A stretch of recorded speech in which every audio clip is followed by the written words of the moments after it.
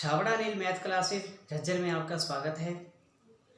आज हम math tricks में नंबर सिस्टम का सेकंड पार्ट लेते हैं, जिसमें हम देखेंगे कि कोई नंबर चाहे कितना ही बड़ा हो, लेकिन वो किस नंबर से डिवाइड हो जाता है, इस पर डिस्कस करते हैं। तो आज का जो पार्ट है वो है डिविजिबिलिटी टेस्ट। तो हमें जब कंपटीशन एग्ज़ाम में बैठना होता है तो वहाँ पर हमें कई बार ये देखना होता है कि नंबर बहुत बड़ा है और वो किसी नंबर से कब डिवाइड होगा। तो इसके लिए हमारे पास कुछ ट्रिक्स होती हैं। सबसे पहले हम देखते हैं डिविजिबिलिटी बाय 2। इसका मीनिंग ये है कि कोई नंबर 2 से डिवाइड होता है या नहीं होता। तो बड़ा ही आसान सा पॉइंट है कि नंबर कितना ही बड़ा हो, लेकिन अगर उस नंबर का यूनिट डिजिट यानी कि जिसको हम इकाई का अंक बोलते हैं, अगर वह 2, 4, 6, 8 या 0 हो, इकाई का अंक,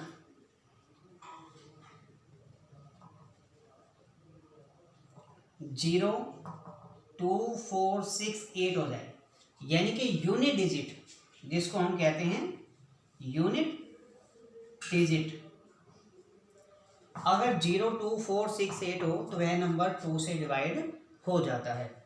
तो बड़ा ही सिंपल है ये।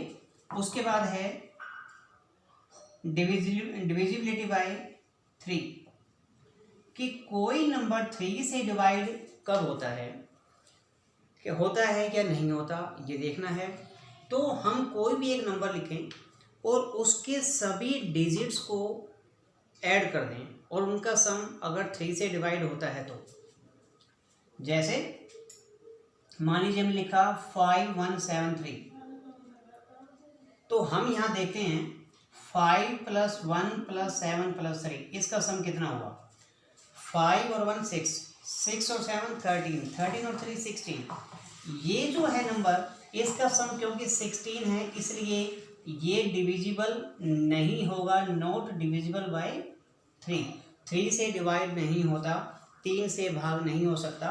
लेकिन अगर हम देखते हैं 5 1 7 3 और साथ में हम 2 लिख दें, तो अब इसका सम कितना होगा? 5 + 1 + 7 + 3 + 2, तो ये सम होगा 18।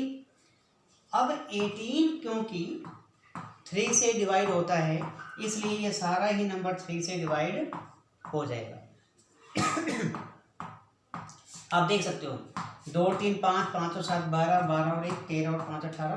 तो ये कंडीशन हमें क्लियर यहाँ हो जाती है। अब हम देखते हैं, ये था डिविजिबिलिटी बाय 3 और ये है डिविजिबिलिटी बाय 4। नंबर 4 से डिवाइड कब होगा? हम देखें कि कोई भी डिजिट, कोई भी नंबर हो, अगर उसका लास्ट 2 डिजिट्स, अगर हमें दोनों ही 0 मिल जाते हैं और the number with the last 2 digits is divisible by 4। मतलब क्या है इस चीज़ का, कि हम देखें जैसे हमने यहाँ पर ये नंबर लिखा था 51732।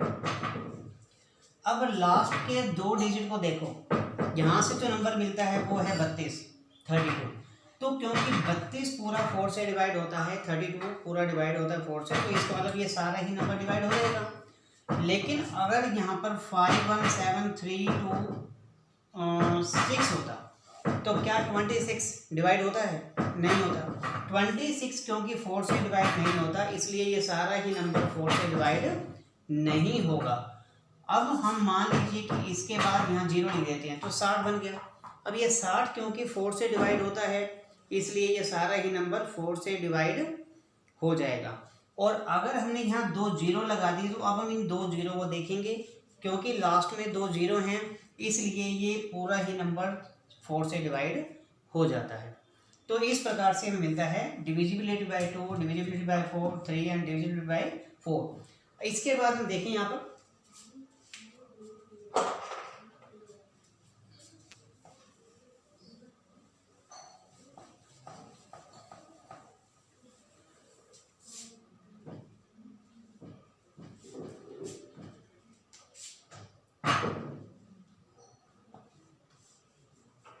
अभी हमारे पास आया नेक्स्ट डिविजिबिलिटी बाय 5 कि 5 से कौन सा नंबर डिवाइड होगा या नहीं होगा। तो इसको देखने के लिए हम ये करेंगे कि जिस नंबर के लास्ट में यानी कि लास्ट डिजिट 0 मिल जाए और 5 मिल जाए, कोई भी नंबर कितना ही बड़ा हो, अगर उसका लास्ट डिजिट यानी कि अंतिम अंक 0 हो या 5 हो तो वह नंबर 5 से डिवाइड हो जाएगा। एग्जाम्पल हम ले सकते हैं, हम लेते हैं 7 9 3 4। अब देखिए ये नंबर इसके लास्ट में ना तो 0 है ना 5 है। अगर ये 0 है तो भी ठीक है, और अगर ये लास्ट में 5 है तो भी ठीक है। तो इस प्रकार ये हो गया डिविजिबिलिटी बाय 6। डिविजिबिलिटी बाय ये था डिविजिबिलिटी बाय 5। तो डिविजिबिलिटी बाय 6। अब देखें यहाँ पर ये कंडीशन है कि जो 6 है, 6 आता है 2 × 3 से। तो बड़ा आसान हो गया कि जो नंबर 2 से भी भाग होता है और 3 से भी भाग होता है वो नंबर 6 से भाग हो जाएगा। यानी कि जो नंबर 2 से भी डिवाइड होगा और 3 से भी डिवाइड होगा वह नंबर 6 से भी डिवाइड होगा। मान लीजिए हमने लिखा यहाँ पर 647। अब देखिए पहली बात ये कि क्या ये नंबर 3 से डिवाइड होता है? 647 क्या ये नंबर 2 से डिवाइड होगा? लास्ट में 7 है यानी कि 2 से डिवाइड नहीं होता। बड़ी सिंपल सी बात है, 2 से डिवाइड नहीं हुआ तो 6 से भी डिवाइड नहीं हो सकता।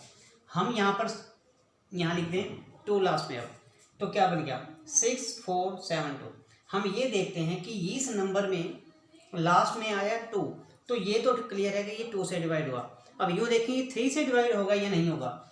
तो 6 + 4 + 7 + 2 ये मिलता है 6 और 4 10 और 7 17 तो 19।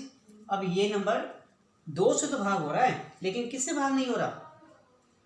किससे नहीं हो रहा? 3 से। इसका मतलब ये 6 से भाग नहीं होता। लेकिन अगर हम लास्ट में यहाँ 2 लिख देते हैं तो अब देखिए, अब इसका सम हो गया 21। आप देख सकते हो 6 और 4 10 और 7 17 2 19 और 2 21। अब लास्ट में 2 है तो 2 से भाग होगा। सम 21 है और 21 3 से भाग होता है, तो इसका मतलब ये नंबर 2 से भी और 3 से भी दोनों से भाग होता है।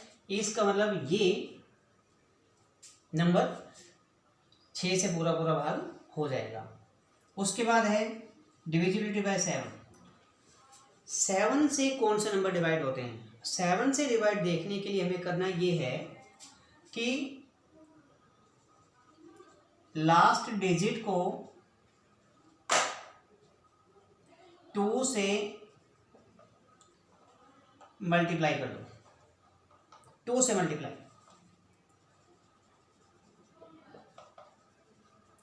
अब ऐसा करने के बाद जो भी हमें मल्टीप्लाई आता है करके उस नंबर को हम टोटल नंबर में से, बाकी बचे हुए नंबर में से माइनस करते हैं। मान लीजिए हम लिखें 7298। तो हमें यहाँ से क्या मिलता है कि ये 8 को डबल करें, 8 × 2 आया 16, और इस 16 को हम 729 में से माइनस कर देंगे। 9 - 6 3, 7 2 - 1 1 713। तो जरा देखें यहाँ पर, क्या 713 7 से डिवाइड होता है? नहीं होता।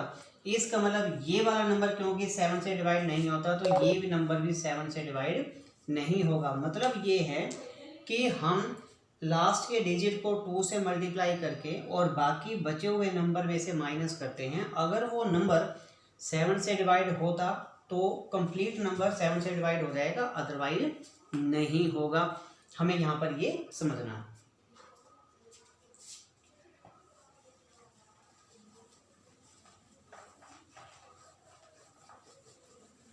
अब इसके बाद हम देखें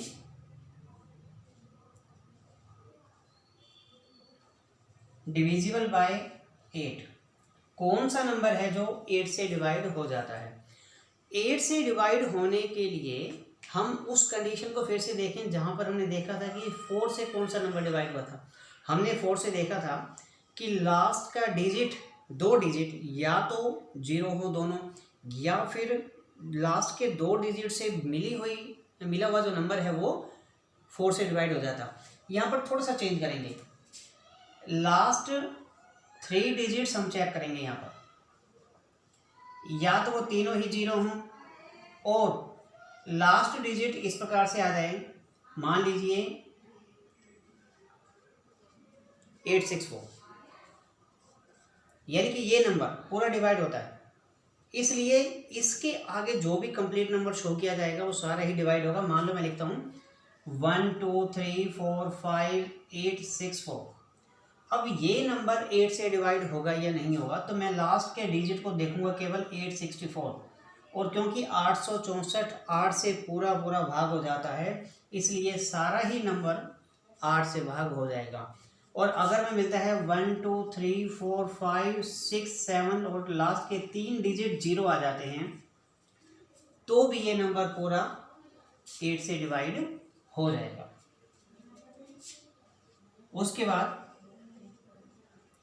डिविजिबल बाय 9 से डिविजिबिलिटी देखने के लिए हम यहाँ भी वही कंडीशन चेक करेंगे जो 3 की गई थी।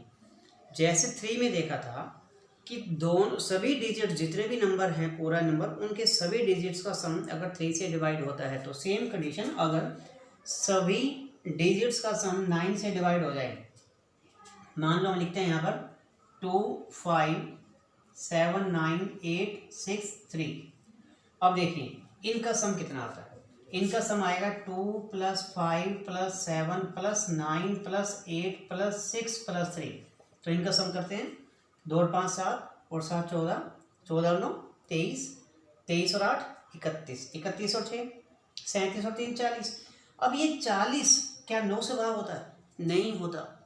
तो 9 से कौन सा नंबर भाग होगा? अब देखिए अगर हम इसके लास्ट में हमें 40 मिला था, हमने 5 और कर दिया, यहाँ पर +5 और लिख देते हैं, +5। अब देखिए 5 और 3 8, 8 और 6 14, 14 और 8 22 और 9 31, 31 और 7 38, 38 और 5 43 और 2 45, ये 45 और ये 45 क्योंकि भाग होता है 9 से, इसका मतलब ये होगा ये सारा ही नंबर 9 से भाग हो जाएगा। और नेक्स्ट है हमारे पास डिविजिबिलिटी, डिविजिबल बाय 10। तो कौन सा नंबर है जो 10 से डिवाइड होता है? जिस नंबर के लास्ट में लास्ट डिजिट 0 मिल जाए, बस, और कुछ नहीं देखना, सिर्फ ये देखना है कि लास्ट डिजिट 0 आ जाए। कितना बड़ा नंबर हो, लास्ट में 0 आ गया तो वो नंबर 10 से डिवाइड हो जाता है।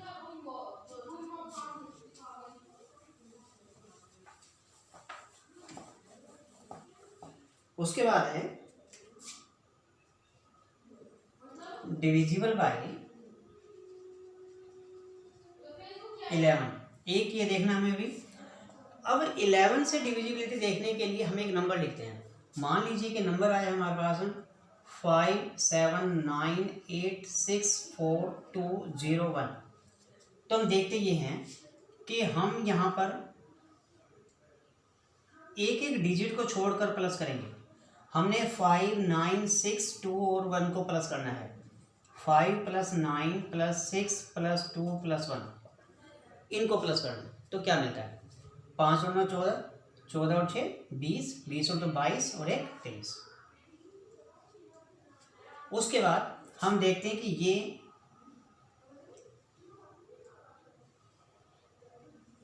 फिर हम प्लस करते हैं 7 8 4 0, 7 और 8 15, 15 और 4 19।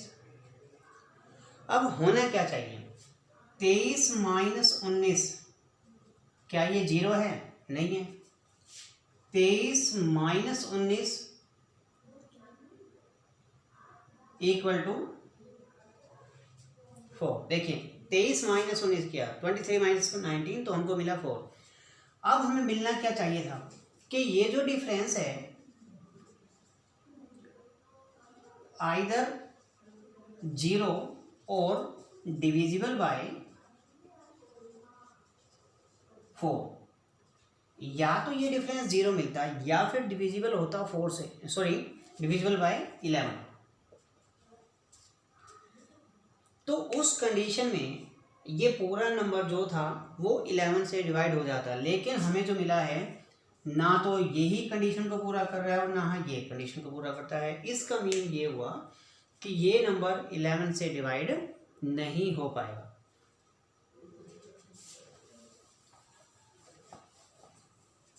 अब देखिए डिविजिबल बाय 12,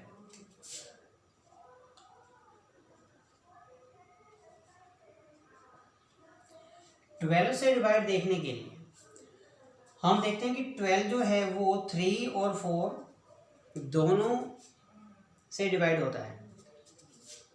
तो जो नंबर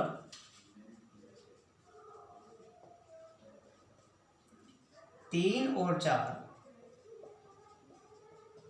दोनों से ही भाग हो जाता है, तो इसका मतलब ये है कि वो नंबर 12 से भी भाग हो जाएगा। ये है कंडीशन हमारे पास 12 से डिवाइड होने की। और एक पॉइंट और है कि डिविजिबल बाय 13 कौन सा नंबर है जो 13 से भाग हो जाता है। अब 13 से भाग होने के लिए हमें याद करना पड़ेगा 7 की कंडीशन। 7 की कंडीशन क्या थी कि हम लास्ट के डिजिट को डबल करते हैं और बाकी बचे हुए नंबर में से माइनस कर देते हैं। 13 में थोड़ी सी बात अलग है, लास्ट के डिजिट को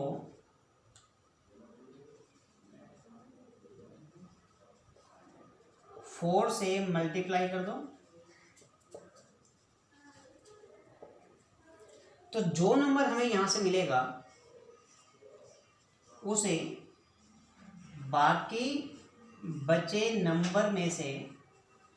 नंबर में ऐड कर दो, जोड़ दो।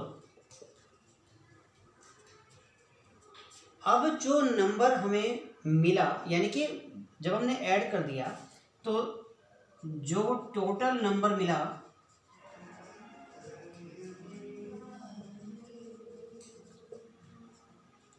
यदि वह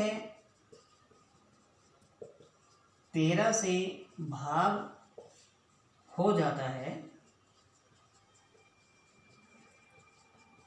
तो वह कंप्लीट नंबर, वह पूरा नंबर 13 से भाग हो जाएगा। तो ये नंबर सिस्टम का बहुत ही इम्पोर्टेंट टॉपिक है कि हमें याद होना चाहिए, हमें समझ में आना चाहिए कि कौन कौन से नंबर किस किस तरह के नंबर से डिवाइड हो सकते हैं। तो हमारी ऐसी ही वीडियोज़ को और लगातार देखने के लिए हमारे इस YouTube चैनल को सब्सक्राइब कीजिए, कमेंट्स कीजिए, शेयर कीजिए। स्वस्थ रहिए, खुश रहिए।